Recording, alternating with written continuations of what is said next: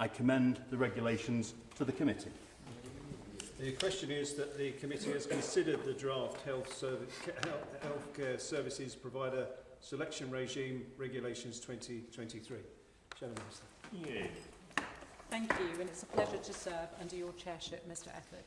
I want to begin by reflecting on the story of these regulations, going back to the David Cameron era reforms that came into force with the Health and Social Care Act 2012. Those flagship Conservative reforms turned around the concept of competition as the organising principle in our NHS, turning competition from being one of the ways the NHS was meant to operate to pretty much the only way to run the NHS. Labour then argued that relevant authorities should have the flexibility to award contracts as that bill went through Parliament. We warned against excessive private involvement in the NHS and that the marketisation of the NHS would act as a barrier to integration, crucial for our ageing population with multiple conditions and ultimately a worse service for patients. We were vindicated in doing so. The NHS the government inherited from Labour in 2010 was judged by the Commonwealth Fund as the best. And crucially, when we consider the matter of the private provider selection regime regulations, one of the most efficient healthcare systems in the world. A decade on, and the NHS is in the middle of the worst crisis in its history with the highest waiting times and lowest patient satisfaction. It has been left without the staff, the equipment or the modern technology needed to ensure patients can be treated on time, and it has slid down international rankings to the middle of the pack. Competition may have been the watchword of the government's NHS reforms, but in reality, the only competition it meant was a race to the bottom. Even the current Chancellor admitted that they led to ridiculous fragmentation, wasteful bureaucracy, and a worse service for patients. So the new provider selection regime that we are discussing today represents an opportunity to correct a decade-long mistake, moving the NHS away from competitive re-tendering by default and towards the emphasis on collaboration and integration that Labour called for all along. I won't go as far as to call it another case of this government pinching our ideas, given what a long struggle it has been to get to this point, but it is a chance to draw a line under a failed Conservative experiment, which is why I and the opposition will be supporting the new regime today. The new regulations are, of course, an extension of the 2022 Health and Care Act. As the Minister outlined, they are intended to provide relevant authorities with greater flexibility to award contracts and sets out the key criteria which they must take into account when choosing the process to follow.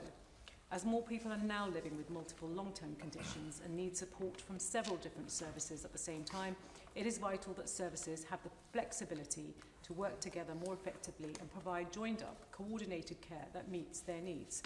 As I have mentioned, the government has previously been wedded to outsourcing services to private companies and to the flawed notion that financial competition drives up clinical quality, when in reality this has been a barrier to integration.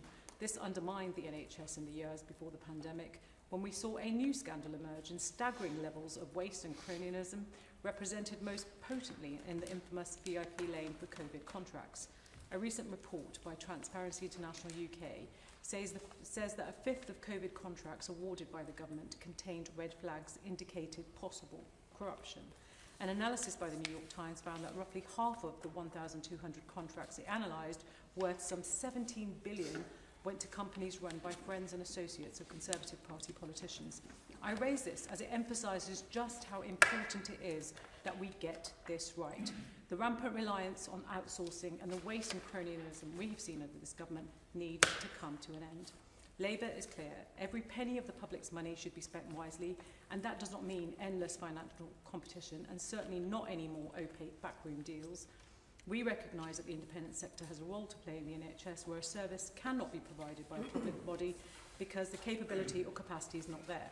Labour will always put patients first, which is why in the short term we will use spare capacity in the independent sector to treat NHS patients and bring waiting lists down as we reform and strengthen NHS delivered services and capacity for the future. Turning to the specifics in front of us, I welcome the increased emphasis on provider quality and patient outcomes in the new provider selection regime. It is right that providers will be evaluated not only on their capacity to deliver services, but also on their track record of achieving positive results for patients. This change should foster a culture of continuous improvement among healthcare providers. So does the Minister agree that authorities should engage with service users themselves in order to accurately assess and develop services to meet their community's needs? And can he say why no such stipulation is included in the regulations? The emphasis on quality and outcomes, as well as the inclusion of transparent performance metrics and patient feedback, is also welcome. Transparency especially is key to avoid the cronyism we saw during the pandemic. So can the Minister speak to the concerns raised by the NHS Support Federation and others that prior notice of how Commissioners plan to award a contract is reduced under the new regulations? Only in the most suitable provider process and the competitive process will the public know of the Commissioner's intentions to bring the decision-making process, meaning many decisions will actually take place with no notice to the public. Does this not risk disempowering patients? The opposition also supports the recognition of the value of providing continuity of care, allowing Commissioners to prioritise providers providing good quality care over time instead of having to resort to competitive retendering by default. I know that this flexibility will be welcomed by Commissioners right across the NHS, and I think it is reflected in the 70% support amongst respondents to consultation.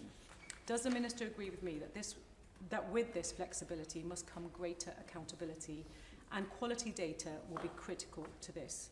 My colleague, the Honourable Member for Ilford North, has recently set out Labour's plans to make sure that people can see how their local providers are performing and the progress being made towards our targets to empower patients and put their experience at the centre of the service.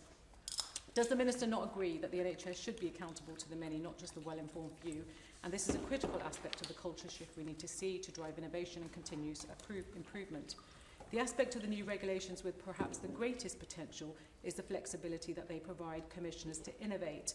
Last week, I had the pleasure of meeting Professor Sam Everington, former chair of the Tower Hamlets CCG and a GP at the Bromley by Bow Centre, which has been doing groundbreaking work with its multidisciplinary team providing community-based care. Professor Everington told me, for example, how one local doctor, sick of seeing young boys turning up on his operating table with stab wounds, set up a charity to follow up these admissions and help those boys to prevent further knife crime. They reduced repeat hospital admissions from 30% to 1%. These partnerships are game-changing, but they don't happen enough and they've not been incentivised consistently by the current model. So can the Minister say how the new regulations will encourage ICSs to consider a diversity of providers, including voluntary and community sector organisations, to play a role in delivering innovative health and care services? And where is the government strategy to ensure that where innovation is working at a local level, the right incentives and resources are there to ensure it is adopted elsewhere, bringing the best of the NHS to the rest of the NHS? Finally, can I ask the Minister to explain why it has taken so long to bring these regulations forward? The Health and Care Act received royal assent 19 months ago. In the meantime, these regulations have suffered several disruptive delays, leaving Commissioners and providers alike in limbo, creating uncertainty and undoubtedly increasing costs for the taxpayer. What support is DHSC and NHSE providing to Commissioners in ICBs, trusts and other relevant authorities to ensure that these regulations are now implemented quickly and smoothly? And can the Minister say how his department will ensure that the regulations are monitored and reviewed, especially so that Commissioners are supported to know which procurement process to follow and when? And does he know what progress NHSE has made to establish the independent oversight panel to resolve complaints on choice and procurement issues? This will be critical to manage disputes and reduce the cost to the taxpayer from cases going to judicial review. I note that a job advert for the role of chair of the PSR review panel has only just closed, and it will be part of their role to recruit and review panel members, as well as establish and maintain its process. So can the Minister confirm this will be ready for when the regulations come into force? And can the Minister assure me that there will be no risk of corporate capture of this panel, leading to conflict of interest? To conclude, Mr Eppert, the opposition supports the new provider selection regime as a break from the failed reforms of the last decade. As more people are now living with multiple long-term conditions and need support from several different services at the same time, it is vital that services have the flexibility to work together and provide joined-up, coordinated care. If implemented successfully, we hope the new regime will simplify health procurement, saving time and money. I look forward to the Minister's response. Thank you. Adam Holloway. Thank you very much, Mr. Whilst the Shadow Minister does make some